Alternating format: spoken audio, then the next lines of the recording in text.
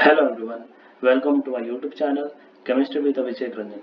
तो आज के वीडियो में हम लोग डिस्कस करेंगे आईआईटी जेईई या यूँ कहो जेईई एडवांस का 2020 का पेपर 1 का केमिस्ट्री पेपर का होल कंप्लीट एनालिसिस हम लोग देखेंगे। तो वीडियो स्टार्ट करने से पहले अगर अभी तक आप लोगों ने चैनल को सब्सक्राइब नहीं किया है तो चैनल को सब्सक्राइब कर दें और बेल आइकन प्रेस करना ना भूलें। तो आइए हम लोग स्टार्ट करते हैं। तो पहला सेक्शन है, इसमें सेक्शन 1 आपका ओनली 1 करेक्ट इसमें दिया हुआ है, 4 ऑप्शन होगा। तो देखते हैं क्वेश्चन क्या है। The distribution of the molecular speed of a gas is as per the figure. तो यहाँ पे आपको डिस्ट्रीब्यूशन दिया हुआ है और 3 स्पीड हमारे पास है, मोस्ट प्रोबेबल, एवरेज और रूट मीन स्क्वायर स्पीड दिया हुआ है। आप अगर ध्यान दिए होंगे, आप लोगों ने जो डिस्ट्रीब्यूशन कर्व पढ़ा होगा वो डिस्ट्रीब्यूशन कर्व कुछ अनसिमेट्रिकल के जैसा होता था। पैराबोलिक पार्ट होता था उसमें, उसके साथ साथ तुम्हारा एक्सपोनेंशियल पार्ट होता था। ये अनसिमेट्रिकल डिस्ट्रीब्यूशन होता था जिसमें जो पीक के कोरस्पॉन्डिंग होता था उस स्पीड को हम यू एमपीएस कहते थे, और इसके बाद वाला जो स्पीड होता था यू एवरेज, एंड उसके बाद वाला स्पीड यू हम लोग कहते थे आरएमएस स्पीड होता था। तो कुछ इस तरीके से वहां पे ऑर्डर हम लोग देखते थे। लेकिन यहाँ अगर आप देखोगे ध्यान से तो सिमेट्रिकल डिस्ट्रीब्यूशन है यहाँ पर इलेक्ट्रॉन का, इलेक्ट्रॉन का वेलोसिटी का। तो चूंकि सिमेट्रिकल डिस्ट्रीब्यूशन है यहाँ पर सारे वेलोसिटीज का, जितने भी मॉलिक्यूल्स है उन गैस कंटेनर में, तो डेफिनेटली यहाँ पे जो आपका यू एवरेज होगा वो आपका यू एमपीएस के इक्वल होगा। ठीक है, ये तो अपना पहला पॉइंट कंसिडर किया। और ऑब्वियसली यू आरएमएस तो इन दोनों के इक्वल नहीं होगा, उनका वैल्यू जो होगा इन दोनों से ज्यादा ही होगा। तो अगर ये दोनों वैल्यू इक्वल है तो हमें पता है कि u MPS is to u average is to, अगर हम यू आरएमएस की वैल्यू निकाले तो ये चूंकि दोनों इक्वल हो गया तो 1:1:2, और आरएमएस का जो वैल्यू होगा वो आपका हो जाएगा 1.2 के आसपास हो जाएगा। तो यहाँ पर अगर हम ऑप्शन के अकॉर्डिंग ले चले तो 1.224, क्योंकि हमें पता है कि जो यू एमपीएस की वैल्यू होती है वो √2RT/m, एंड चूंकि ये एवरेज के इक्वल हो गया तो हम इसे यू एवरेज भी लिख सकते हैं। उसके बाद यहाँ पे यू आरएमएस की बात हो रही है तो यू आरएमएस का वैल्यू आपका हो जाएगा 3RT/m। तो अब इनका रेशियो आप निकालोगे तो कितना आ जाएगा रेशियो, 1:1:1.224। ठीक है, मैं आपके लिए यहाँ पे लिख दूं, अगर ये डिस्ट्रीब्यूशन अनसिमेट्रिकल होता तो जैसा कि स्टैंडर्ड रेशियो हम लोग पढ़ते हैं वही स्टैंडर्ड रेशियो यहाँ पे फॉलो हो जाता है। You MPS, you average and you RMS का जो स्टैंडर्ड अनसिमेट्रिकल डिस्ट्रीब्यूशन अगर होगा वेलोसिटी का तो 1:1.12:1.22। यहाँ पे अगर मोस्ट एक्यूरेट बात करें तो ये 8 हो जाएगा, ये 4 हो जाएगा, और मैक्सिमम लोगों ने यहाँ पर मिस्टेक किया होगा और वो लोग इस डिस्ट्रीब्यूशन को बिना देखे, हो सकता है उनसे ये गलती हुई होगी कि वो ऑप्शन सी को सेलेक्ट कर दिए होंगे। लेकिन यहाँ पे करेक्ट ऑप्शन क्या हो जाएगा, ऑप्शन बी। आइए हमारा अगला क्वेश्चन है, which of the following liberates O2 upon hydrolysis. तो सबसे पहले तो अगर हम Pb3O4 की बात करें तो ये इनसॉल्युबल आपका सॉल्ट है। तो अगर इनसॉल्युबल अगर होगा तो डेफिनेटली इसका तो हाइड्रोलिसिस होगा नहीं। अब बात करते हैं CO2 का। जब हम CO2 का हाइड्रोलिसिस कराते हैं, दैट इज वाटर से जब ये रिएक्ट करता है तो ये क्या बनाता है, QH बनाता है, H2O2 बनाता है और साथ में ऑक्सीजन गैस रिलीज करता है। अगर हम सोडियम पेरोक्साइड की बात करें, चूंकि ये सुपर ऑक्साइड है, सुपर ऑक्साइड जो होता है वो ऑक्सीजन गैस रिलीज करता है, लेकिन ये पेरोक्साइड है, तो पेरोक्साइड में जब हम वाटर को डालेंगे तो हमें सोडियम हाइड्रोक्साइड मिलेगा और सिर्फ हमें साथ में मिलेगा क्या, हाइड्रोजन पेरोक्साइड। सिमिलर ये भी Li2O2 क्या है, पेरोक्साइड है, तो जब इसका भी हम हाइड्रोलिसिस करेंगे तो इसमें भी हमें क्या मिलेगा, हाइड्रोक्साइड मिलेगा और साथ में हाइड्रोजन पेरोक्साइड मिलेगा। मतलब यहाँ पे एकमात्र ऑप्शन कौन सा हो जाएगा, ऑप्शन बी। हमारा अगला क्वेश्चन है, A colorless aqueous solution contains nitrates of two metals। तो X का भी नाइट्रेट है और Y का भी नाइट्रेट है। चलो ठीक है, तो यहाँ पर हमने बोल दिया X का एक नाइट्रेट बना होगा तो हमें तो वैलेंसी पता नहीं, चलो वैलेंसी बी मान लेते हैं। और बोला जा रहा है कि Y का भी नाइट्रेट है तो हमें तो Y की वैलेंसी नहीं पता तो हमने Q मान लिया। When it was added to an aqueous solution of NaCl, इससे बोला जा रहा है कि इसे हमने सबसे पहले NaCl में ऐड किया। जैसे NaCl में ऐड किया तो हमें एक व्हाइट प्रेसिपिटेट मिला है। This precipitate was found to be partly soluble in hot water to give a residue P। तो यहाँ पर बोला जा रहा है सबसे पहले कि आपको एक व्हाइट प्रेसिपिटेट देखने को मिला है, एक व्हाइट प्रेसिपिटेट देखने को मिला है। उसके बाद ये जो आपका सॉल्यूशन है, इस सॉल्यूशन को जब हम लोग तुम्हारा एक हॉट वाटर में अगर हम डालते हैं तो हमने इसमें देखा ये है कि दो कंपोनेंट एक्चुअली यहाँ पे बना होगा एक तरह से। तो जो P कंपोनेंट है वो बोला जा रहा था residue P was soluble in aqueous, तो ये जो है ये NH3 में जो है वो एक्वस सॉल्युबल है और बोला जा रहा है and also in excess sodium thiosulphate, और साथ ही साथ ये Na2H2O3 में भी ये सॉल्युबल है P। और इसमें सपोज एक Q है तो बोला जा रहा है the hot solution Q gave a yellow precipitate, अगर इसमें हम Ki को ऐड कर रहे हैं तो हमें एक येलो प्रेसिपिटेट देखने को मिल रहा है। तो आपसे पूछ रहा है X और Y क्या हो सकता है। तो एक सिंपल केस तो हम लोग सिल्वर को लेकर चल सकते हैं। अब अगर सिल्वर लेंगे तो उसके साथ दो ही ऑप्शन हो सकता है, वो इसलिए हम लोग यहाँ पे सिल्वर सेलेक्ट करें क्योंकि व्हाइट प्रेसिपिटेट की बात कर रहा है तो हमने यहाँ पे सिल्वर सेलेक्ट किया। लेकिन अगर हम बात करें दो ऑप्शन में, एक लेड हो जाएगा एक कैडमियम हो जाएगा, तो हमने लेड वाले ऑप्शन को सेलेक्ट इसलिए करते हैं, हम लोग यहाँ पे लेड सेलेक्ट कर सकते हैं क्योंकि तुम्हारा अगर लेड का प्रेसिपिटेट होगा तो वो जो होगा वो Ki के साथ येलो प्रेसिपिटेट दे सकता है लेड का आयंस, तो जो PbI2 होता है। तो अगर हम उस तरीके से प्रोसीड करें और एक बार चेक कर ले कि क्या ये ऑप्शन करेक्ट है, क्या ये सारे जितने भी यहाँ पे हमने डाटा दे रखा है क्या डाटा को सेटिस्फाई कर रहा है या नहीं कर रहा है। तो हम लोग ऐसा करते हैं कि AgNO3 और PbNO3 होल ट्वाइस, अब इनको हमने क्या किया NaCl में डिप किया। अब जैसे NaCl में डिप करोगे तो ऑब्वियसली हमें क्या मिलेगा AgCl मिलेगा और हमें PbCl2 मिलेगा। ये आपका व्हाइट प्रेसिपिटेट हो गया, ये क्यों। अब बोला जा रहा है कि इसे हमने हिट किया है और हिट के साथ साथ इसको जब हमने फिल्टर किया है तो बोला जा रहा है कि AgCl का हमें जो है व्हाइट प्रेसिपिटेट के साथ साथ हमें बोला जा रहा है PbCl2 का एक हमें सॉल्यूशन मिला है, हॉट सॉल्यूशन। ठीक है, अब इस हॉट सॉल्यूशन में जब हम Ki को हम दे रहे हैं, प्रोवाइड कर रहे हैं, तो यहाँ पे हमें क्या मिलेगा PbI2 का एक येलो प्रेसिपिटेट हमें देखने को मिलेगा। सो ये तो यहाँ तक तो सेटिस्फाई कर रहा है। अब AgCl की बात कर लेते तो हमें पता है कि AgCl जो है वो अमोनिया में सॉल्युबल है और क्या बनाता है, और ये बहुत स्टैंडर्ड रिएजेंट है जिसे हम टॉलेंस रिएजेंट के नाम से भी जानते हैं। साथ ही साथ बोला जा रहा है ये सोडियम थायोसल्फाइड में भी सॉल्युबल है, ऑब्वियसली इसके साथ एक कॉम्प्लेक्स का फॉर्मेशन करता है।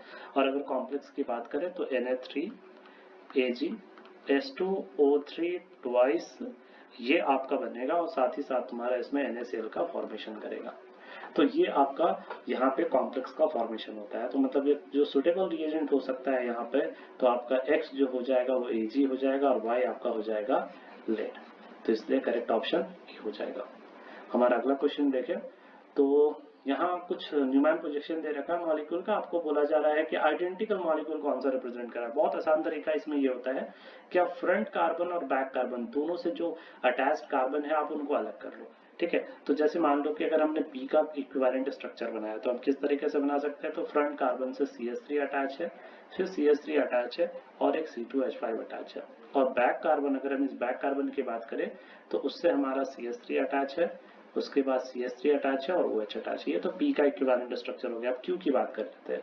देखो फ्रंट कार्बन जो है उससे क्या अटैच है, उससे अटैच है एक हमारा टर्शरी ग्रुप CH3 और साथ में एक OH ग्रुप ये अटैच है।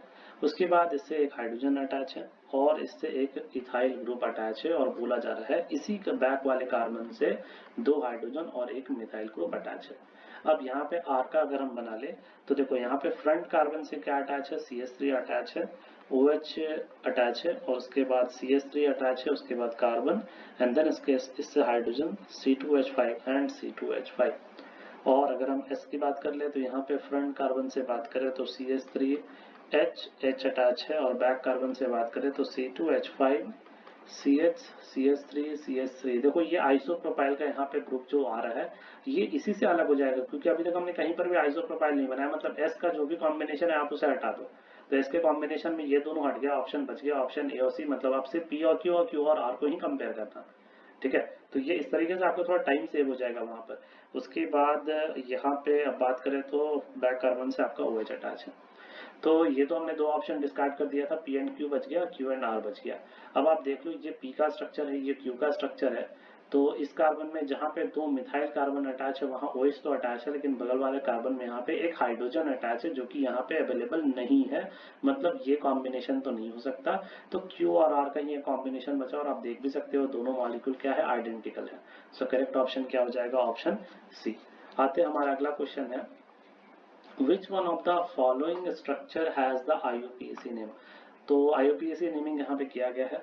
3 इथाइनाइल 2 हाइड्रोक्सी। सबसे पहले तो हम लोग यहाँ पे क्या चलेंगे, हम लोग चलेंगे इस सीक्वेंस पे, तो हेक्स यानी कि हमें पहले 6 कार्बन उठाना है पहले, तो हमने तुम्हारा पहले 6 कार्बन तुम्हारा बना दिया, तो 1 2 3 4 5 एंड 6 कार्बन, और ये जो 6 कार्बन होगा इसमें डेफिनेटली क्या होगा, OH होगा, और ये कार्बन नंबर 1 हो गया। अब आपको बोला जा रहा है कि सेकंड में आपका हाइड्रोक्सी ग्रुप अटैच है, मतलब यहाँ पर आपका हाइड्रोक्सी ग्रुप लग जाएगा। उसके बाद बोला जा रहा है 3 पे आपका इथाइनाइल ग्रुप लगा हुआ होगा, तो ये आपका 1 हो गया, ये 2 हो गया, ये आपका 3 में इथाइनाइल ग्रुप लग गया। उसके बाद 3 पे ही आपको डबल बॉन्ड देखने को मिल रहा है, तो 3 पे आपको डबल बॉन्ड मिल गया। उसके बाद बोला जा रहा है 3, इसके बाद ये 4 हो गया। उसके बाद आपको बोला जा रहा है 5 पे आपको अल्काइन मिल रहा है, तो यहाँ पर आपको अल्काइन मिल गया। तो ये स्ट्रक्चर हो गया, जो स्ट्रक्चर तुम्हारा मैच कर रहा है किससे, ऑप्शन डी से। तो हमारा अगला क्वेश्चन है द फिशर प्रोजेक्शन। ये फिशर प्रोजेक्शन हमें दे रखा है और बोला जा रहा है इसका कंपैरिजन जो है वो हम करेंगे तुम्हारा किससे, तो उसका कंपैरिजन करेंगे यहाँ पे दिए गए सारे मॉलिक्यूल से, और कंपेयर करके बताना है कि क्या रिलेशन होगा पी और 1 में, ठीक है, क्या पी डायस्ट्रोमर है, मतलब इनका हम कंपैरिजन किनके साथ करेंगे, इनके साथ करेंगे कंपैरिजन, ठीक है। उसी तरह से क्यू का कंपैरिजन इनके साथ करेंगे, उसके बाद चेक करेंगे क्या होगा। तो सबको हम पहले फिशर ड्रॉ कर लेते हैं। तो हमें पता है कि एक सिंपल सा यहाँ पे मैट्रिक लिख दूं कि जो आपको डैश पे दिख रहा है उसे आप लेफ्ट में बना लोगे फिशर प्रोजेक्शन में, जो आपको वेज पे दिख रहा है उसे आप राइट में बना लोगे फिशर प्रोजेक्शन में। तो सभी का फिशर प्रोजेक्शन बना लेते हैं। तो सबसे पहले पी का ही फिशर बना लेते हैं। तो यहाँ पे आपका CHO हो जाएगा, उसके बाद आपका CH2OH। अब देखो ध्यान से कि जब आप यहाँ पे बनाओगे इसका फिशर, तो इसको आप क्या करोगे, सबसे पहले अगर मान लेते हैं इसको 180 से घुमा दोगे, इस वाले कार्बन को अगर आप 180 डिग्री के अबाउट रोटेट करोगे, तो जो हाइड्रोजन वेज पे है वो डैश पे चला जाएगा, और जो डैश पे OH है वो आपका वेज पे चला जाएगा। मतलब ये कि दोनों OH जो है वो आपको सेम साइड देखने को मिलेगा। तो ये आपका स्ट्रक्चर आ जाएगा, ठीक है। इसी पैटर्न को यहाँ पर अप्लाई करते हैं, तो देखो आपका CHO हो गया, CH2OH हो गया। उसके बाद देखो जो आपका डैश पे है उसे आप लेफ्ट में कर दोगे, मतलब ये कि जो आपका OH है वो इधर हो जाएगा, H आपका इधर हो जाएगा, उसी तरह से H यहाँ पे हो जाएगा, OH यहाँ हो जाएगा। R का फिशर प्रोजेक्शन बना लेते हैं। तो R का जो फिशर प्रोजेक्शन हो जाएगा वो क्या हो जाएगा, CHO। देखो फिर उसे अब इसको 180 से घुमा लो, तो जो OH वेज पे है वो OH कहाँ चला जाएगा, डैश पे चला जाएगा। तो ये आपका हो जाएगा CHO, एंड देन उसके बाद CH2OH, और यहाँ पर भी आपका स्ट्रक्चर जो है वो आपका हो जाएगा HOH, और ये हो जाएगा OH और H। And then finally S का अगर बना ले फिशर प्रोजेक्शन, तो देखो ध्यान से इसी सीक्वेंस पे बना हुआ है, तो CHO CH2OH।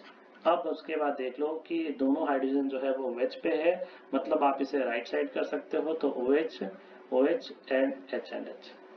अब आप कंपेयर कर लो, तो आप देख लो सबसे पहले अगर आप P से इसको कंपेयर करोगे तो आपको क्या दिखेगा, तो ऑब्वियसली P का जो होगा वो आइडेंटिकल हो जाएगा, मतलब P का 2 हो जाएगा। उसके बाद फिर से आप Q को इससे कंपेयर करो, तो आप ध्यान से देखो कि दोनों क्या दिख रहा है, एक दूसरे का डायस्ट्रोमर दिख रहा है, ठीक है। तो आप कह सकते हो Q का क्या हो जाएगा, 1 हो जाएगा। उसी तरह से अगर आपने R को कंपेयर किया, देखो R को भी कंपेयर करोगे तो आपको क्या मिलेगा, डायस्ट्रोमर मिलेगा, तो ये भी आपका 1 हो गया, ठीक है, क्योंकि सारा वेज जो है वो डैश में कन्वर्ट नहीं हुआ, सारा डैश जो है वो वेज पे कन्वर्ट नहीं हुआ है। और आपका डी देख लोगे तो एग्जैक्टली इन्वर्टेड हमको देखने को मिल रहा है, मतलब ये आपका इनएंशियमर हो जाएगा, तो एस का आपका 3 हो जाएगा। देखो ये तो हमने एक तरीका से बना दिया। दूसरा तरीका ये हो सकता है कि आप इसको ही वेज डैश के फॉर्म में कन्वर्ट कर लो, आप ऐसे भी अप्रोच कर सकते थे, आप वेज डैश में कन्वर्ट करके फिर आप कंपेयर कर लेते, लेकिन आप कंपेयर करते तो ऑब्वियसली फिशर प्रोजेक्शन से कंपेयर करना थोड़ा सा इजी हो जाता है, तो इसलिए हमने यहाँ पे फिशर से कंपेयर कर दिया। आप चाहो तो इसका वेज डैश बनाकर फिर वैसे भी कंपेयर कर सकते हो। तो यहाँ पर जो आपका करेक्ट ऑप्शन हो जाएगा पी का 2113 का कॉम्बिनेशन हो जाएगा, तो 2113 का कॉम्बिनेशन हमें यहाँ पे सी में देखने को मिल रहा है। हमारा अगला क्वेश्चन है in thermodynamics the PV work done is given by this, okay ठीक है। उसके बाद यहाँ पे कोई पर्टिकुलर प्रोसेस है उसके लिए वर्क डन का वैल्यू दे रखा है। आपको ये वैल्यू देखकर कुछ याद आ रहा होगा, अगर मैं वन मोल इक्वेशन के लिए लिखूं तो n square by v square में ए बाई वी स्क्वायर हो जाएगा, एंड ये आपका हो जाएगा v minus v is equals to R T.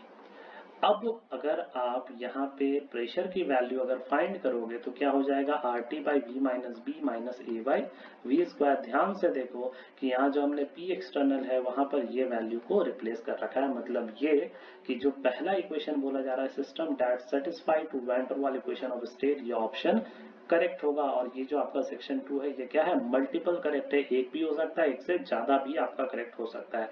So option A तो डेफिनेटली करेक्ट होगा। Process that is reversible and isothermal. अब चूंकि आप यहाँ पे पी एक्सटर्नल को, ठीक है, आप क्या कर रहे हो, गैस के प्रेशर से इक्वेट कर रहे हो, डेफिनेटली आप यहाँ पे पी गैस को आप पी एक्सटर्नल लिख लेते रहे हो, तो डेफिनेटली उस पॉइंट पे क्या रहा होगा, प्रोसेस रिवर्सिबल रहा होगा।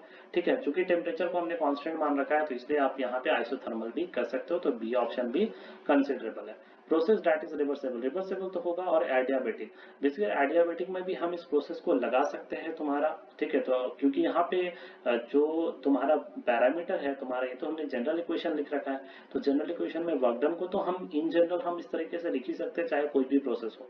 ठीक है, सो हम एडियाबेटिक के लिए भी इस प्रोसेस को डिफाइन कर सकते हैं, लेकिन बोला जा रहा है इरिवर्सिबल प्रोसेस है, तो ऑब्वियसली इसमें इसे रिप्लेस किया गया है, तो ये पक्का इरिवर्सिबल प्रोसेस नहीं होगा। मतलब ये ऑप्शन आपका डिस्कार्ड कर सकते हो। सो करेक्ट ऑप्शन यहाँ पर हो जाएगा आपका ए, बी एंड सी। आइए हमारा अगला क्वेश्चन है, with respect to the compounds 1 to 5, आपको इसमें बोला जा रहा था acidity of the compound 1 is due to the delocalization in the conjugate base. Obviously अगर यहाँ से अगर आप H निकालते हो तो नेगेटिव चार्ज जो है वो यहाँ पर आ जाएगा, ये आपका कॉन्जुगेट बेस बनेगा, और ये कॉन्जुगेट बेस का जो अनायन है ये आपका डीलोकलाइज करेगा, तो ऑब्वियसली इसके डीलोकलाइजेशन के कारण ही, ठीक है, ये क्या होगा, अपना एसिडिक बिहेवियर शो करेगा। सो ऑप्शन ए तो आपका करेक्ट है। The conjugate base of the compound 4 is aromatic, तो इसका कॉन्जुगेट बेस बना लेते हैं, तो हमने H को रिमूव कर दिया और ये आपका नेगेटिव चार्ज आ गया, तो डेफिनेटली यहाँ पे 6 पाई इलेक्ट्रॉन है, तो हम कह सकते हैं ये एरोमेटिक होगा। सो ऑप्शन बी भी आपका करेक्ट है। Compound 2 becomes more acidic when it has a NO2 substituent। देखो हमें ये तो पता है, अगर मान लो कि आपने वो H जो इंडिकेटेड है उस H को आपने निकाल दिया और आपने सपोज इस बेंजीन रिंग से आपने किसी भी पोजीशन में NO2 लगा दिया, तो NO2 का बेसिकली इफेक्ट क्या होता है, -M और -I, that means electron withdrawing group है। अब अगर इलेक्ट्रॉन विड्रॉइंग ग्रुप लगाओगे और इस पे जो अनायन यहाँ पे कॉन्जुगेट बेस जो बन रहा है, ठीक है, तो इससे क्या करेगा, इलेक्ट्रॉन विड्रॉइंग ग्रुप और ज्यादा तुम्हारा विड्रॉ करेगा और इसके चार्ज को डीलोकलाइज कर क्या करेगा, स्टेबलाइज बनाएगा, डिस्प्लेस करके यहाँ पे और स्टेबल बनाएगा, मतलब उसके एसिडिक कैरेक्टर को और ज्यादा बढ़ा देगा। तो ये पॉइंट तो कहीं ना कहीं सही है, मोर एसिडिक है। अब बोला जा रहा था acidity of the compound follows this order, तो यहाँ जो ये जो 4 और 1 का जो यहाँ पे माजरा है ना, यही आपका गलत है, क्योंकि यहाँ पे H निकालने के कारण चूंकि कंपाउंड या कॉन्जुगेट बेस जो है वो एरोमेटिक हो गया, तो उसकी एसिडिक कैरेक्टर डेफिनेटली 4 की ज्यादा होगी, किससे, 1 से। ठीक है, तो इसलिए यहाँ पे करेक्ट ऑर्डर जो हो जाएगा 4 हो जाएगा, 1 हो जाएगा। 5 चूंकि sp हाइब्रिडाइज है तो इसलिए हम 5 को पहले कंसिडर करेंगे, चूंकि यहाँ पे sp2 हाइब्रिडाइज है इसलिए पहले 2 एंड देन उसके बाद लास्ट में 3। तो ये सारा ऑर्डर करेक्ट है, बस ये ऑर्डर थोड़ा सा यहाँ पे इनवर्स हो जाएगा, तो इसलिए डी ऑप्शन को हम यहाँ पे डिस्कार्ड करेंगे। आइए हमारा अगला क्वेश्चन है, तो इसमें QRS मेजर प्रोडक्ट है। एडवांस में इस तरह के क्वेश्चंस बहुत नॉर्मल क्वेश्चंस पूछते हैं, लेकिन बहुत आसान क्वेश्चंस रहता है। बेसिकली देखकर क्या होता है, स्टूडेंट्स थोड़े से डर जाते हैं कि इन क्वेश्चंस को अटेम्प्ट कैसे करें। देखो बच्चे, क्वेश्चन को यहाँ पे सबसे पहले क्या बोला जा रहा है, ध्यान से देखो। आपको ये जो पहला पार्ट है, इस पहले पार्ट को देखकर आपको क्लियर दिख रहा है कि ये फ्रेडल क्राफ्ट अल्काइलेशन है, तो चूंकि यहाँ पे एनहाइड्राइड ग्रुप है तो आप इसे असाइलेशन कह सकते हो, तो फ्रेडल क्राफ्ट असाइलेशन ग्रुप है। तो अब आप देखो ध्यान से इस एरोमेटिक रिंग में, ठीक है, यहाँ पे तो एक भी अल्फा H नहीं है, एक भी कार्बन में यहाँ पे अल्फा H नहीं है, यहाँ पर एक भी अल्फा H नहीं है। ठीक है, अब देखो इस एरोमेटिक कार्बन से यहाँ पे जो 2H जुड़ा हुआ है ये इस रिंग को एक्टिवेट करेगा थ्रू ऑर्थो एंड पैरा। अब चूंकि पैरा तो ब्लॉक है तो एक ही इसका ऑर्थो का साइड बचा, ये वाला साइड आपका बच गया, इस साइड पे जाएगा अटैक करने के लिए, इसका जो इलेक्ट्रोफाइल बनेगा वो, तो ये आपका गया किस पे, इस कार्बन पे अटैक करने के लिए। अब जब इस कार्बन पे अटैक करेगा तो हमारा जो स्ट्रक्चर बनेगा, ठीक है, आप ध्यान देना कि हमारा स्ट्रक्चर किस तरीके से बनेगा। देखो मैं यहाँ पर उस स्ट्रक्चर को बना दे रहा हूँ। देखो जो एज इट इज जो बॉन्ड पड़ी हुई है आप उसको उसी तरह से बना दो। ठीक है, उसके बाद यहाँ पे आपका 2 कार्बन, ठीक है, 2 मिथाइल ग्रुप, इसके रिस्पेक्ट में यहाँ पर आ रहा है अटैक करने C double bond O, and then उसके बाद CH2 CH2 एंड देन उसके बाद O, CH2 CH2 C double bond and यहाँ पर आपका हो जाएगा OAlCl3, क्योंकि यहाँ से जो H यहाँ से निकलेगा जो रिप्लेस करेगा, ठीक है, इलेक्ट्रोफिलिक एरोमेटिक सब्स्टिट्यूशन के थ्रू जो H निकलेगा वो H यहाँ पर आकर अटैच हो सकता है, और इससे जो हमारा अटैच है इसको हमने तुम्हारा एज इट इज यहाँ पे लिख दिया। अब आप ध्यान से देखो कि ये आपका बन गया Q। अब बोला जा रहा है इस Q में हम लोग क्या करें, ZnHgHCl, ये कौन सा रिएजेंट है, ये हो गया क्लेमेंसन रिडक्शन, तो ये इसको रिड्यूस करेगा। ध्यान से देखो इस पूरे पोर्शन में, ठीक है, ये आपका है एसिडिक ग्रुप, तो obviously Clemmensen reduction acidic medium में होता है, तो इसको तो कोई इफेक्ट नहीं होगा, तो यहाँ पे कोई भी इफेक्ट नहीं होगा और इस C डबल बॉन्ड O को रिड्यूस कर देगा। तो इसलिए अब तो जो हमारा अगला रिएजेंट है जिंक Hg एंड HCl, वो क्या करेगा, इस पर्टिकुलर कंपाउंड को यहाँ पर रिड्यूस कर देगा और आपका जो कंपाउंड बन जाएगा, आप देखना ध्यान से, CH2 CH2 CH2 and C double bond OH, और ये आपका तो ग्रुप यहाँ पे लगा हुआ है, टर्सरी ग्रुप लगा हुआ है। अब आप देखो क्या बोला जा रहा है, इसके बाद H3PO4 से रिएक्शन कराया जा रहा है, तो जब आप H3PO4 से कराओगे तो बेसिकली, ठीक है, क्या होगा, ये आपका H+ रिलीज करेगा, तो इसका प्रोटोनेशन करेगा, ये जो H+ होगा, ठीक है, ये प्रोटोनेशन हो जाएगा इस पे प्लस। फिर जब ये यहाँ से रिलीज होगा तो डेफिनेटली इस कार्बन पे जो पॉजिटिव चार्ज है ये एज अ इलेक्ट्रोफाइल क्या करेगा, इसी रिंग पे तुम्हारा अटैक करेगा, तो रिंग में अटैक करने का तो पोजीशन क्लियर है, इस पोजीशन को आके अटैक करेगा, तो ये आया और इस पोजीशन पे आपका अटैक किया। अब देखो अगर आप कार्बन नंबर काउंट करोगे तो ये आपका 1 हो गया, ये आपका 2 हो गया, 3 हो गया, 4 हो गया, 5 हो गया, 6 मेंबर रिंग यहाँ पे फॉर्म होने वाला है, तो आप यहाँ पे 6 मेंबर रिंग बना दोगे। तो इस तरीके से हमने यहाँ पे एक 6 मेंबर रिंग बना दिया, ठीक है। अब देखो यहाँ जो ये कार्बन जा रहा है अटैक करने के लिए, इस पे डेफिनेटली क्या होगा, डबल बॉन्ड होगा और इसके पैरा पे तो यहाँ पर आपका टर्सरी ग्रुप लगा हुआ है, तो ये बन गया आपका R।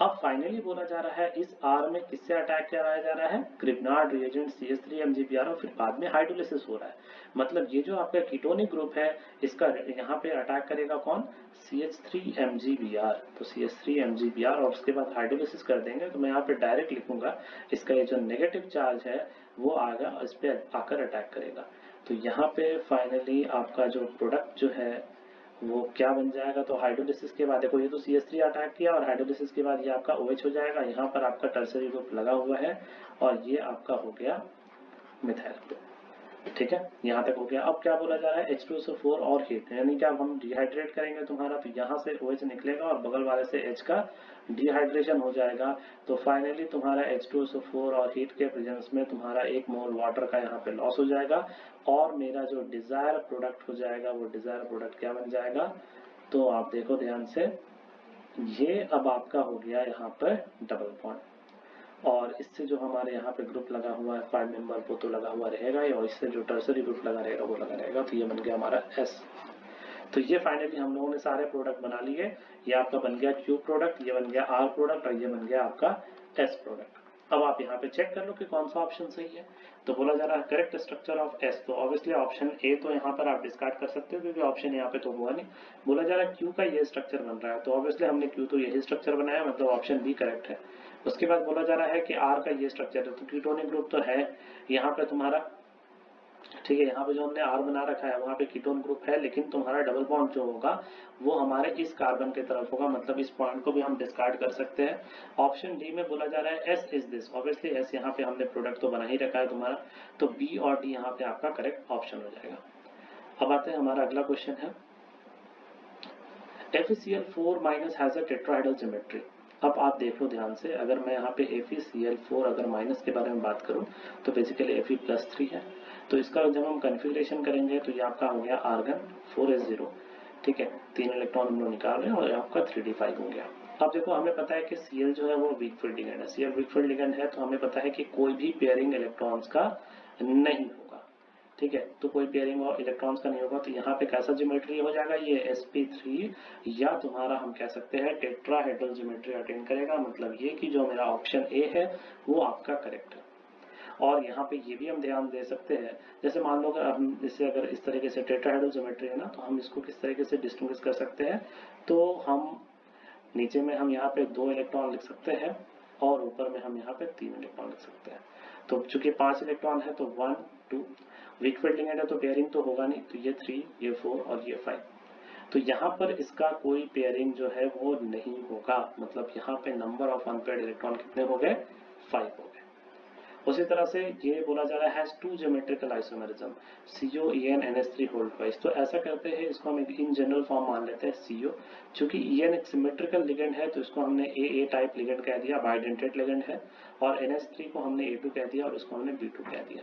अब अगर हम इस स्ट्रक्चर का अगर मान लो अगर हम बनाना शुरू करें कि किस तरीके से हम स्ट्रक्चर को बना सकते हैं, तो यहाँ पर हमने एक स्ट्रक्चर इसका बना दिया बाइडेंटेड लिगेंड का, और ये हमने लिगेंड का स्ट्रक्चर बना दिया तुम्हारा, ये आपका हो जाएगा B और ये आपका C, एक स्ट्रक्चर तो हो गया। दूसरा स्ट्रक्चर हम लोग क्या बना सकते हैं कि यहाँ पे हम बाइडेंटेड लिगेंड को जोड़े रखें और यहाँ पे हम दोनों B को ले आए इस बार और यहाँ पे दोनों C को हम ले आए। एक और स्ट्रक्चर हम लोग इसका क्या बना सकते हैं, तो M ये आपका हो जाएगा A और B और C को हम यहाँ ले आए और उसके बाद C और B को यहाँ ले आए 90 डिग्री पे। तो ऑब्वियसली यहाँ पे 3 ज्योमेट्रिकल आइसोमेरिज्म होगा, सो ऑप्शन B तो यहाँ पे गलत हो जाएगा। उसके बाद C has higher spin on the magnetic moment. अब आप देखो ध्यान से, तो इसका कोबाल्ट का ऑक्सीडेशन नंबर आप निकाल लोगे तो कोबाल्ट का ऑक्सीडेशन नंबर आ जाएगा +3। आप इसका कॉन्फ़िगरेशन करोगे, कोबाल्ट का कॉन्फ़िगरेशन, कोबाल्ट +3 का कॉन्फ़िगरेशन, तो आप लिखोगे आर्गन 3d6।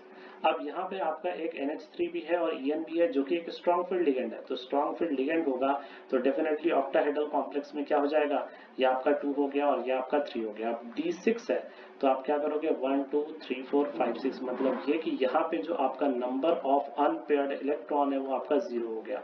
ठीक है, तो यहाँ पर हम कह सकते हैं कि जो spin on the magnetic moment है वो FeCl4 का ज्यादा होगा, क्योंकि यहाँ पे नंबर ऑफ अनपेयर्ड इलेक्ट्रॉन हमने देखा था 5 इलेक्ट्रॉन्स था। उसके बाद हमारा अगला है the cobalt ion in this has sp3d2। नहीं, ऑब्वियसली यहाँ पे D2 हाइब्रिडाइजेशन होगा, क्योंकि यहाँ पे हमारा ये दोनों D खाली है, उसके आगे तुम्हारा 4s और उसके आगे तुम्हारा 4p, मतलब कॉन्फ़िगरेशन जो होगा वो D2sp3 हो जाएगा। तो इसलिए आपका डी भी यहाँ पे डिस्कार्ड कर सकते हो। सो 10 का correct option A and C हो जाएगा। हमारा अगला है हाइपोक्लोराइड। हाइपोक्लोराइड आयन क्या हो जाएगा, तो हाइपोक्लोराइड आयन आपका हो जाएगा ClO माइनस।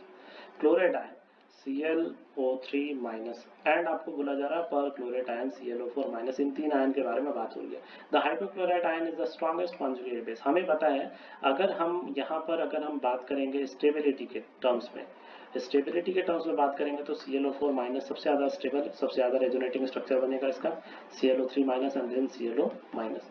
तो ऑब्वियसली अगर अनायन की स्टेबिलिटी सबसे ज्यादा ये है तो ऑब्वियसली सबसे स्ट्रॉन्ग कॉन्जुगेट बेस इसमें कौन हो जाएगा, ClO माइनस। तो इसलिए पहला ऑप्शन तो सही है। The molecular shape of the only chloride ion is influenced. अब यहाँ पे देखो बोला जा रहा मॉलिकुलर शेप जो है वो सिर्फ और सिर्फ तुम्हारा लोन पेयर से इन्फ्लुएंस हो रहा है तुम्हारा किसके, क्लोराइड आयन का। ठीक है, ClO माइनस का हम स्ट्रक्चर देख लेते हैं बच्चे।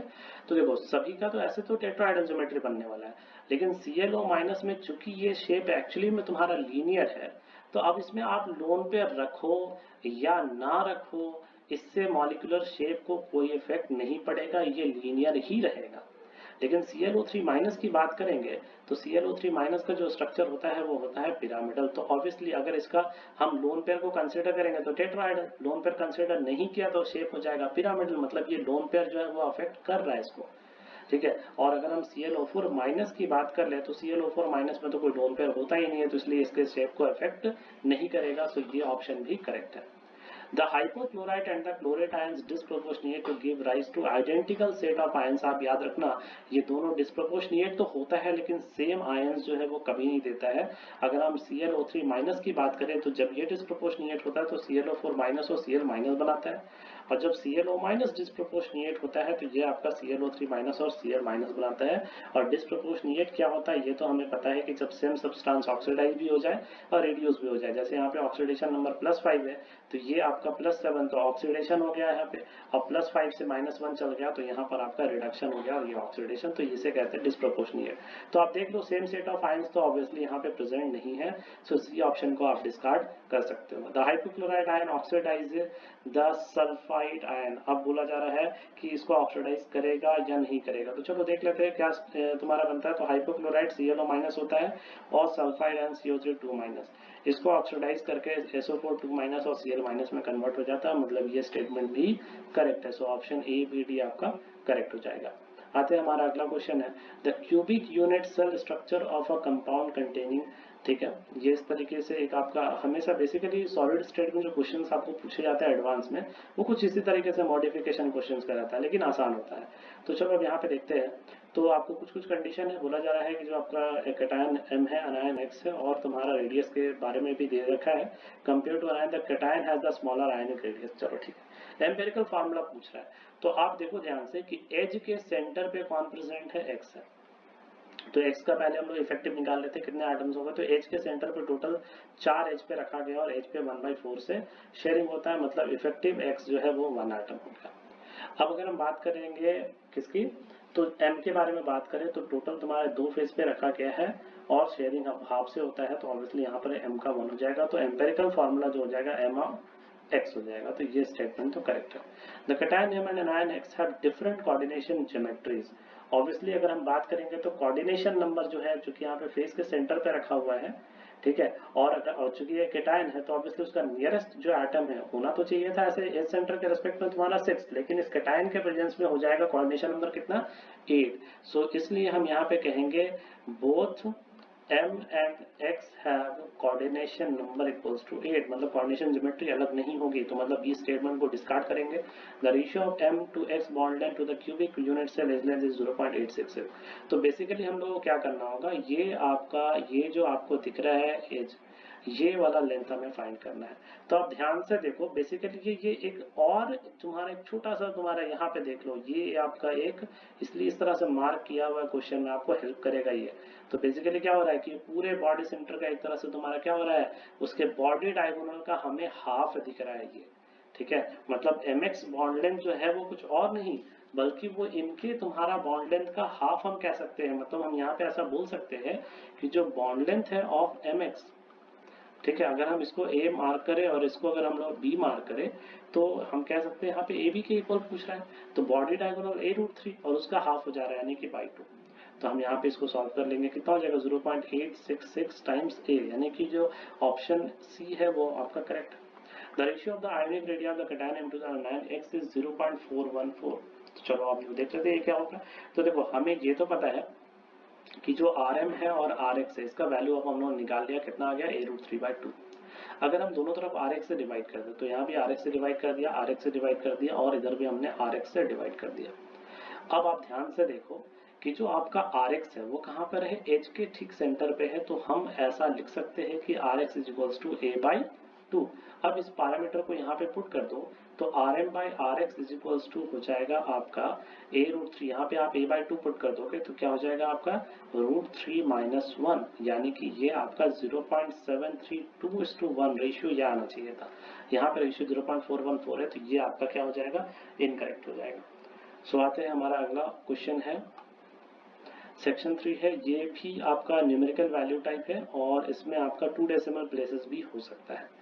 तो देखिए हमारा पहला क्वेश्चन है 5 ml of a 0.1 m oxalic acid है और इसे कोनिकल फ्लास्क में लिया हुआ है। ठीक है, एक कोनिकल फ्लास्क हमने ले लिया और इस कोनिकल फ्लास्क में हमने क्या ले लिया है, तो 5 ml और 0.1 m ऑक्सैलिक एसिड H2C2O4 ले लिया है। अब बोला जा रहा है इसको टाइट्रेट हम लोग करा रहे हैं ब्यूरेट के साथ। तो जो ब्यूरेट हमने यहाँ पे ले रखा है, तो इस ब्यूरेट के साथ हमने टाइट्रेशन कराया और इस ब्यूरेट में हमने क्या ले लिया है, NaOH ले लिया है। ठीक है, अब बोला जा रहा है इसका वॉल्यूम जो है उसके लिए एक्सपेरिमेंटल यहाँ पे डेटा दे रखा है। तो ऑब्वियसली आप देखो जो हमारा इक्विवेलेंस पॉइंट है वो 9 में मिल गया है। ठीक है, अगर मैं आप लोगों को बता दूं, अगर आपको नहीं पता है इसमें, तो जब भी आपको एक्सपेरिमेंटल डेटा दिया रहेगा तो वो वॉल्यूम NaOH का हम कंसीडर करते हैं जो वॉल्यूम आपका रिपीट होता है डेटा में। तो आप देखो ध्यान से, एक्सपेरिमेंट नंबर 3, 4, 5 में डेटा 9 रिपीट हो रहा है। सो यहाँ पे आप वॉल्यूम ऑफ NaOH जो है वो आप ले लोगे 9 ml। ठीक है, अब आपसे पूछा जा रहा है मोलारिटी जो है वो इसकी क्या होगी, तो हमें इसका मोलारिटी पूछ रहा है। चलो ठीक है, NaOH है तो ऑब्वियसली इसका जो n फैक्टर या वैलेंसी फैक्टर होगा वो 1 हो जाएगा। अब आप यहाँ पे देख लो H2C2O4 है, तो ऑब्वियसली जब इसका वैलेंसी फैक्टर जो हो जाएगा H2C2O4 का वो 2 हो जाएगा, तो इसका वैलेंसी फैक्टर हो जाएगा 2 या n फैक्टर हो जाएगा इसका 2।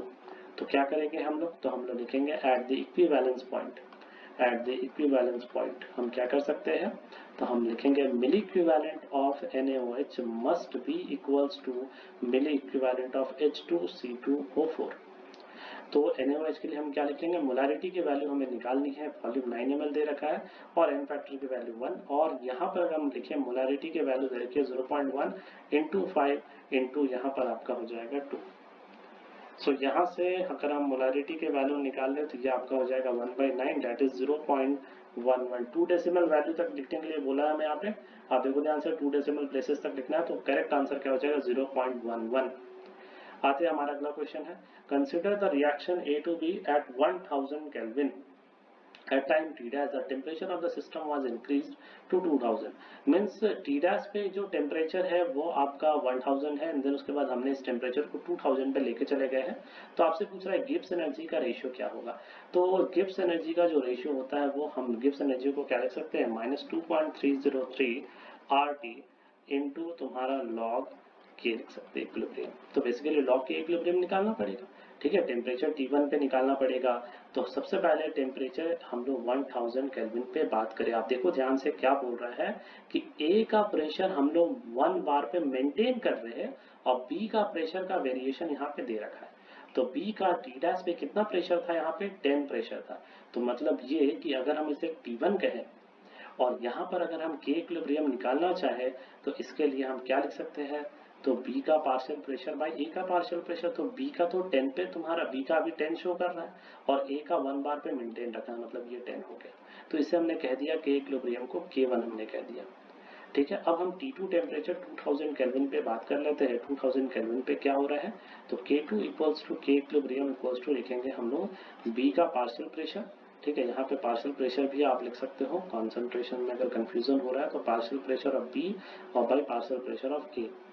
तो अब आप देखो ध्यान से कि B का जो प्रेशर है अब इक्विलिब्रियम पे, आप देखो क्या हुआ होगा कि जब हमने टेम्परेचर बढ़ाया तो B का पार्शियल प्रेशर जो है वो बढ़ गया और A का कांस्टेंट रख रहे हैं, ठीक है। तो वो बढ़ा, उसके बाद फाइनली तुम्हारा एक पॉइंट पे जाके कांस्टेंट हो गया, मतलब ये पॉइंट क्या बता रहा है, इक्विलिब्रियम। तो इसके कॉरस्पॉन्डिंग कितना 100 है।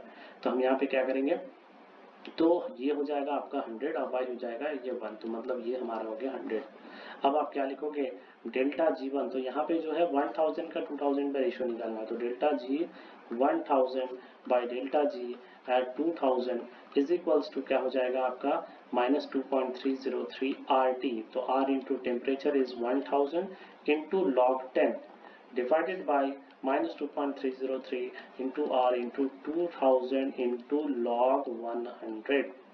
तो ये तो आपका चला गया, log 100 की वैल्यू हो जाएगी आपकी कितनी, 2 हो जाएगा यहाँ पे। तो ये आपका कितना हो जाएगा रेशियो 1/4 यानी कि 0.25। 2 डेसिमल वैल्यू तो लिखना था, मतलब करेक्ट आंसर आपका 0.25 हो जाएगा। हमारा अगला क्वेश्चन अगर देखें हम लोग, तो हमारा अगला क्वेश्चन है consider 70% efficient hydrogen oxygen fuel cell, ठीक है। The work derive from the cell on a consumption. आपको पता है कि जो फ्यूल सेल में जो वर्क डिराइव होता है वो बेसिकली डेल्टा जी होता है, क्योंकि स्पॉन्टेनियसली एनर्जी रिलीज होता है। मतलब इस फ्यूल सेल से जो हम लोग वर्क डिराइव करेंगे वो बेसिकली क्या होगा, डेल्टा जी नॉट ही होगा, ठीक है। और यहाँ पे आप ध्यान से देखो कि ये बोला जा रहा है सेल ऑन इतना mole of H2 used to compress 1 mole of a mono atomic ideal gas. तो मोनो एटॉमिक आइडियल गैस भी है जिसे थर्मली इंसुलेटेड कंटेनर में हम लोग तुम्हारा क्या कर रहे हैं, कंप्रेस कर रहे हैं। मतलब ये आपका एडियाबेटिक प्रोसेस हो जाएगा, ठीक है। मतलब Q की वैल्यू 0 हो जाएगी। What is the change in the temperature of the ideal gas, means हमें डेल्टा टी फाइंड करना है। स्टैंडर्ड रिएक्शन फ्यूल सेल का यहाँ पे दे रखा है। तो ऑब्वियसली अगर यहाँ पे E0 सेल अगर हम निकाले, E0 सेल अगर हम निकाल ले तो वो आपका हो जाएगा 1.23 और प्लस 0 यानी कि ये आपका 1.33। तो अब यहाँ पे हम लोग सबसे पहले डेल्टा G0 का वैल्यू निकाल लेते हैं। तो डेल्टा G0 का वैल्यू क्या हो जाता है, -NF E0 cell, E0 cell. तो यहाँ से -N की वैल्यू, तो आप ध्यान से देखो N की वैल्यू यहाँ पे कितने दे रखी है। तो ऑब्वियसली अगर हम बात करेंगे यहाँ पे 2 मोल के लिए, तो 2 मोल के लिए अगर हम बात करेंगे तो यहाँ पे 4 मोल या 2 मोल, 4 मोल इलेक्ट्रॉन का कैंसिल हो रहा है। तो अगर हम वही अगर 1 मोल की बात करेंगे, क्योंकि यहाँ पे 1 मोल का दे रखा है, तो कितना हो जाएगा, इनफैक्टर 2 हो जाएगा इंटू 96500 इंटू E0 की वैल्यू दे रखी है 1.23 वोल्ट। इस वैल्यू को आप सॉल्व करोगे, ये वैल्यू आपका हो जाएगा -166173 जूल। अब आप ध्यान देना कि ये जो डेल्टा G0 आ रहा है ये 1 मोल के लिए हो रहा है, लेकिन यहाँ पे इतना मोल का ही कंजप्शन हुआ है, ठीक है। तो इतना मोल के लिए क्या लिखेंगे, तो ये हम लिखेंगे for 10⁻³ mole H2 consumption, H2 consumption. ठीक है, आप क्या लिखोगे, तो आप लिखोगे डेल्टा जी नॉट की वैल्यू लिख लोगे, इंटू मल्टीप्लाई कर दोगे -166,173 इंटू 10⁻³ दैट इज -166.173 जूल। इतना आपका डेल्टा जी नॉट का कंजप्शन, मतलब इतना आपका रिलीज होगा। अब एग्जैक्टली यही डेल्टा जी नॉट जो है वो आपका क्या हो जा रहा है, वर्क में कन्वर्ट हो रहा है। ध्यान देना, एडियाबेटिक प्रोसेस है, तो आप फर्स्ट लॉ से क्या लिखते हो, आप लिखते हो delta u equals to q plus डब्ल्यू। क्यू तो यहाँ पे 0 है, मीन्स जो W है वो आपका डेल्टा U के बराबर हो जाएगा, और W ही क्या है यहाँ पे, डेल्टा जी नॉट, यानी कि इसकी वैल्यू अब हमें दे रखी है कितनी, 166.173, और डेल्टा U इक्वल हो गया। और डेल्टा U को हम क्या लिख सकते हैं, तो हम लिख सकते हैं N into CV into delta T, और यही राइज इन टेम्परेचर निकालना, हमें CV की भी वैल्यू फाइंड करनी है। तो CV को हम लोग क्या लिखते हैं, R बाई गामा -1। ठीक है, तो R की वैल्यू तो हमें चलो पता है 8.314 दे रखा है। अब आए गामा -1, तो यहाँ पे मोनो एटॉमिक आइडियल गैस है, तो मोनो एटॉमिक के लिए गामा की वैल्यू होती है 1.67, तो 1.67 -1। तो यहाँ से अब फाइनली हम लोग डेल्टा टी निकाल सकते हैं, तो डेल्टा टी की वैल्यू हो जाएगी 166.173 by n into CV। N की वैल्यू तो हमें 1 दे रखी है, तो 173 बाई 1 इंटू CV की वैल्यू हो जाएगी 8.314 इंटू 0.67। अब इस वैल्यू को अगर आप सॉल्व कर लोगे तो ये आपका हो जाएगा 13.3।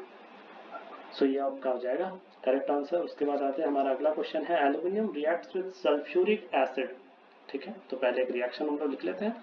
तो रिएक्शन तो हमारा हो जाएगा 2 एल्यूमिनियम और प्लस सल्फ्यूरिक एसिड है H2SO4, तो ऑब्वियसली क्या बनेगा, aluminium sulphate Al2SO4 whole thrice and plus H2। आप इसको बैलेंस कर लोगे तो ये आपका 3 हो जाएगा और ये आपका 3 हो जाएगा। अब देखो एल्यूमिनियम जो है वो कितना दे रखा है, बोला जा रहा है कि इसमें 5.4 ग्राम एल्यूमिनियम दिया जा रहा है, तो ये आपका 5.4 ग्राम हो गया। और H2SO4 कितना दिया जा रहा है, 50 ml of 5 m sulphuric acid. तो आप अगर इसका मोल्स निकाल लोगे तो मोल्स ऑफ H2SO4 कितना हो जाएगा, 50 इंटू 5/1000। ठीक है, तो ये हो जाएगा आपका 0.25। तो यहाँ पे आपका 0.25 मोल हो गया, और 5.4 है तो इसका भी मोल हम लोग कन्वर्ट कर ही लेते हैं बाई 27, तो ये आपका हो गया 0.2। तो ये बाई 3 हो जाएगा और ये बाई 1 हो जाएगा, मतलब ये H2SO4 आपका लिमिटिंग रिएजेंट है। तो मतलब ये कि जो मोल्स ऑफ H2SO4 होगा वही मोल्स आपका हाइड्रोजन गैस को रिलीज करेगा। तो हम यहाँ से कह सकते हैं कि जो हमारा हाइड्रोजन गैस रिलीज होगा उसका मोल्स कितना हो जाएगा, 0.25 मोल्स हो जाएगा। अब आपको क्या बोला जा रहा है कि कितना इसका वॉल्यूम होगा हाइड्रोजन गैस का, 300 केल्विन और 180 टेम्परेचर पे। तो आइडियल गैस हम लोग आइडियल बिहेवियर मान लेंगे, तो क्या करेंगे, Pp इक्वल्स टू nRT। सो यहाँ से V की वैल्यू हो जाएगी 0.25 इंटू 0.0821 इंटू टेम्परेचर की वैल्यू 300 केल्विन दे रखी है, और बाई प्रेशर का वैल्यू हमें 180 दे रखा है। तो ये वैल्यू को आप सॉल्व कर लोगे तो आपकी वैल्यू आ जाएगी 6.15 लीटर। सो हमारा रिक्वायर्ड आंसर हो जाएगा 6.15। आते हैं, हमारा अगला क्वेश्चन है, uranium 238 is known to undergo radioactive decay to form this. ठीक है, सबसे पहले तो देख लेते हैं कितना अल्फा पार्टिकल्स एमिट होगा। तो यूरेनियम 92 और ये 238 है, और इससे हम लोग बना रहे हैं लेड, और ये आपका 82 और ये आपका 206 है। तो ध्यान से देखो मास में कितने का डिफरेंस आया, 32। तो पहले तो अल्फा पार्टिकल्स निकाल लेंगे, तो 32 और एक अल्फा पार्टिकल्स का मास होता है 4, मतलब ये कि 8 अल्फा पार्टिकल्स का एमिशन हुआ होगा, तो 8 अल्फा पार्टिकल्स हो गया। अब देख लो, ये आपका 16 इधर हो गया, और ये आपका हो गया 16 हो गया, और ये आपका हो जाएगा 98, मतलब ये कि 6 बीटा पार्टिकल्स का एमिशन हुआ होगा, तो ये आपका बीटा पार्टिकल्स हो गया। तो अब देखो 1 मोल यूरेनियम जो है वो तुम्हारा 8 अल्फा पार्टिकल्स का एमिट कर रहा है। तो यहाँ पर आपसे क्या पूछा जा रहा है, the number of alpha particles that it would emit during the radioactive decay in 3 halves is this, then what is the value of z। z की वैल्यू हमें बतानी है, तो मतलब बेसिकली अल्फा पार्टिकल्स बताना है कि इसके डीके पे क्या होगा। चलो ठीक है, इसमें देखो इनिशियली आपको बोला जा रहा है कि जो रॉक कंटेन इतना ग्राम ऑफ यूरेनियम, तो इनिशियली तो चलो हमें पता चल गया है। तो हम आफ्टर 3 हाफ लाइफ कंसंट्रेशन देखते हैं। ठीक है, तो आफ्टर 3 हाफ लाइफ जो कॉन्सेंट्रेशन हो जाएगा आपका यूरेनियम का 92 to 238, ये हो जाएगा आपका 68 इंटू 10⁻⁻6 बाई 2⁻3। ठीक है। सो ये तो हो गया आफ्टर 3 लाइफ कितना कॉन्सेंट्रेशन होगा, तो डीके कितना हुआ, ठीक है। तो अगर हम लोग लिख लेंगे तुम्हारा डिकेड यूरेनियम कितना हो जाएगा, तो माइनस कर लेंगे। तो जो इनिशियल था उससे अगर हम इसे माइनस कर लेंगे तो आपका हो जाएगा 68 इंटू 10⁻⁻6 और 1 माइनस 1/8। तो ये आपका हो गया डिकेड यूरेनियम। अब इसका हम लोग सबसे पहले क्या निकाल लेंगे तुम्हारा कि भाई कितना इसका मोल्स होगा, ठीक है। इसका मोल्स निकाल लेते हैं। तो अगर हम मोल्स इसका निकाल लेते, देखो मैं यहाँ पे इसका कैलकुलेशन कर दे रहा हूँ। तो मोल्स हम लोग निकाल लेते हैं 68 इंटू 10⁻⁻6 इंटू 7/8 इंटू, और भाई यूरेनियम का मास हो जाएगा आपका 238। इतना मोल्स आपका यूरेनियम का क्या हो गया, डीके हो गया, ठीक है। अब आप ध्यान से देखना बच्चे कि जितना मोल इसका डीके होगा, इसका 1 मोल डीके होगा तो इसका 8 अल्फा पार्टिकल्स का एमिशन होगा। यानी कि अगर हम नंबर ऑफ अल्फा पार्टिकल्स की बात करें, तो जो भी मोल आ रहा है 68 इंटू 10⁻⁻6/238 इंटू 7/8, इसको हम Na से मल्टीप्लाई कर दें और इसको ही हम लोग कितने पार्टिकल्स, अल्फा पार्टिकल से मल्टीप्लाई कर देंगे, 8 अल्फा पार्टिकल से मल्टीप्लाई कर देंगे। सो हमारा रिक्वायर्ड आंसर जो आ जाएगा वो आ जाएगा 12.044 इंटू 10⁻, आपका हो जाएगा 18। सो हमारा यहाँ पे करेक्ट आंसर क्या हो जाएगा 12.044, ठीक है। और यहाँ पे आपका 18 के टर्म में ना ये एक्चुअली आपका 17 हो जाएगा। तो इसको फिर आप लिख सकते हो क्या, तो 1.2। तो मैं यहाँ पे आंसर लिख दे रहा हूँ 1.2044 इंटू 10⁻18। सो यहाँ पे करेक्ट आंसर हो जाएगा आपका 1.2, मीन्स जेड की वैल्यू कितनी हो जाएगी 1.2। आइए हमारा लास्ट क्वेश्चन है, देखते हैं क्या है क्वेश्चन। इसमें बोला जा रहा है कॉन्सेंट्रेटेड H2SO4 है और कलर्ड कंपाउंड का फॉर्मेशन हो रहा है, उसमें डिग्री ऑफ अनसैचुरेशन पूछ रहा है। देखो याद रखना ये सारे बेंजीन रिंग है, ठीक है। किस तरीके से अप्रोच होगा ध्यान से देखो। यहाँ पे तो आपका डेफिनेटली एक स्टार ग्रुप है, तो आपका OCH3 हो गया, और इसमें आपका मैंने एक बेंजीन रिंग बना दिया है, और इसके पैरा पे जो है उसको मैं एज इट इज लिखते रहा हूँ C6H5, और ऑर्थो वाले को इसको मैंने लिख दिया। अब आप यहाँ पे ध्यान से देखो H2SO4 है, डेफिनेटली एसिडिक मीडियम होगा, तो ये ऑक्सीजन का लोन पेयर इसका प्रोटोनेशन हो जाएगा। तो ये आपका प्रोटोनेशन हो गया CO, और ये आपका O, यहाँ पे आपका H और ये प्लस और CH3। एंड देन फाइनली आपका ध्यान से देखोगे तो इंट्रा मॉलिक्यूलर सब्सटीट्यूशन हो सकता है ये पाई इलेक्ट्रॉन से, और ये आपका गया इस पे अटैक किया, इसको बाहर निकाला, ठीक है। ये C6H5 ये जो ऑर्थो है यहाँ से भी अटैक हो सकता था, लेकिन एक अटैक कर रहा है। तो अब हमारा जो अगला स्ट्रक्चर बन जाएगा, अगला स्ट्रक्चर आपका क्या हो जाएगा C डबल बॉन्ड O। और आप ध्यान देना कि यहाँ पे जो आपका बेंजीन रिंग बन रहा है, ठीक है, बेंजीन रिंग जो बन रहा है ये एक्चुअली इस कार्बन से अटैच हो चुका है, और यहाँ पे एक 5 मेंबर रिंग का फॉर्मेशन हो चुका है, 1 2 3 4 एंड 5 मेंबर रिंग का। और यहाँ तो हमारा एक बेंजीन रिंग था ही, और उसके बाद यहाँ पे भी एक बेंजीन रिंग था। अब ये कंपाउंड क्यों बन चुका है, अब इसमें डिग्री ऑफ अनसैचुरेशन काउंट करना है, ठीक है। तो टोटल अगर हम देख लेंगे तो 1 2 3 4 एंड 5 रिंग है, तो 5 रिंग का तो भाई ड्यू हमें पता है कि ये जो 5 हो जाएगा। उसके बाद टोटल अगर हम देखें तो यहाँ पे हमारे पास 1 2 3 4 बेंजीन रिंग है, तो चारों बेंजीन रिंग के पास जो हो जाएगा, अगर हम पाई बॉन्ड की अगर काउंटिंग कर ले तो 3 3 3 3 यानी कि 12 हो जाएगा पाई बॉन्ड, और प्लस एक C डबल बॉन्ड C का हो जाएगा एक पाई बॉन्ड, ये आपका C डबल बॉन्ड C का, ये C डबल बॉन्ड O का। सो यहाँ पर हमारा रिक्वायर्ड आंसर क्या हो जाएगा 18। तो ये तो हमने कंप्लीट इसका पेपर का एनालिसिस कर लिया, पेपर 1 का। इस तरह से मैं अगले वीडियो लेक्चर में आपको पेपर 2 का कंप्लीट केमिस्ट्री का पेपर एनालिसिस हम लोग करेंगे। तो इस लेक्चर के लिए इतना ही, ओके, थैंक यू।